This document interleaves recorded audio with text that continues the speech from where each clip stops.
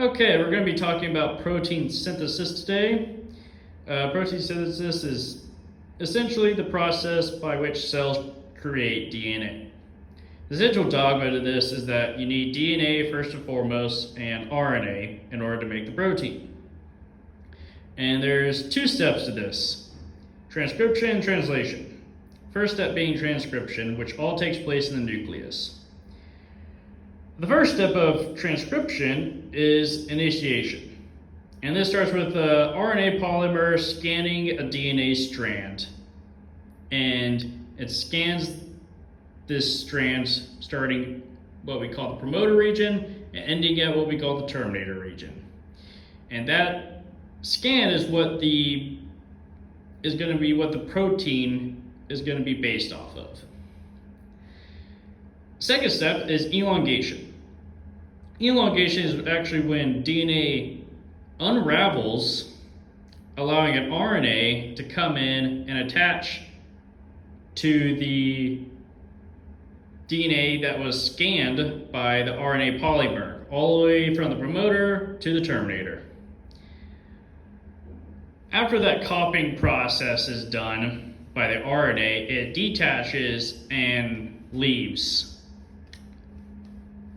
And now this RNA is actually called an mRNA now because it has that copy of the data from the DNA.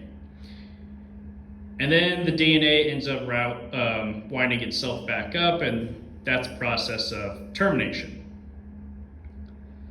After that, while that's happening, the mRNA is leaving the nucleus and going into the cytoplasm.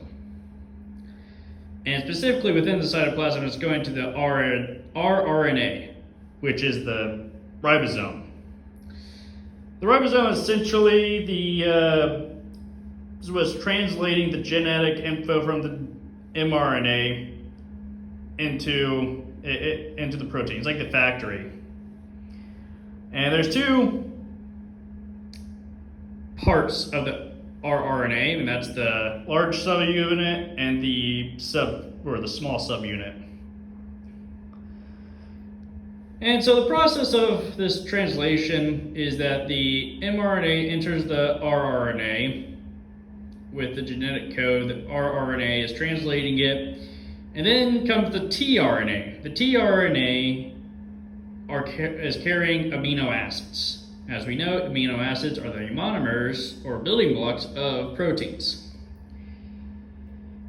And in order to make the correct protein, it's got to translate the info that the RNA has to translate the info from the mRNA in order to make the right protein. This process is called codon, and essentially the tRNA has to link up in a way that is opposite of what is on the mRNA. So, for example, if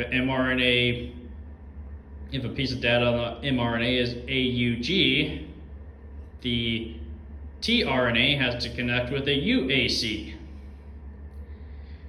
And it's connecting at the promoter region of the rRNA.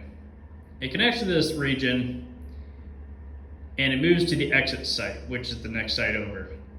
And that's when it leaves. But it leaves behind its amino acid. After this happens for a while, the amino acids connect to each other through a peptide bond. And this protein keeps growing and growing, or this process keeps going and going until it gets to the stop codon, which is essentially just telling the rRNA and the tRNA not to bring any more amino acids in. After that, all the amino acids detach from the rRNA or the promoter site, and we have a protein created. And that's the process. And this is a really important process because if this doesn't happen correctly, it can lead to many complications and diseases within the body. One example would be sickle cell disease, which affects the red blood cells that carry oxygen and that eventually does damage to the body. Another example, which actually isn't directly related to protein synthesis, but kind of is diabetes. See, diabetes happens because of a misfolding of proteins, which can actually be linked to errors in protein synthesis or translation or transcription and translation. And so yeah, that's the process of protein synthesis.